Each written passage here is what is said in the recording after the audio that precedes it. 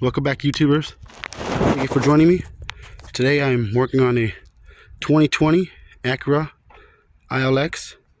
I'm going to show you guys how to change the cabin air filter. It's going to be in here, the glove box. This is the glove box. Open it up. Then you're going to have these two tabs on the side right here.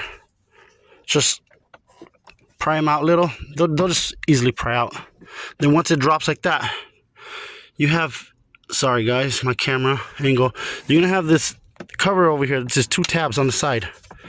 Just go ahead and pop that open. There's your filter right there.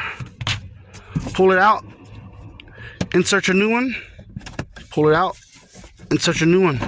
Just make sure the airflow, see? Airflow. Make sure the airflow is going the right way.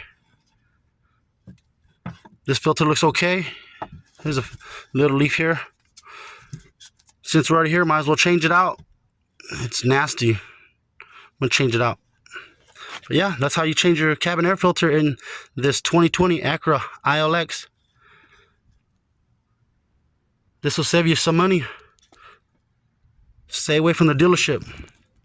Happy wrenching. Like, share, subscribe.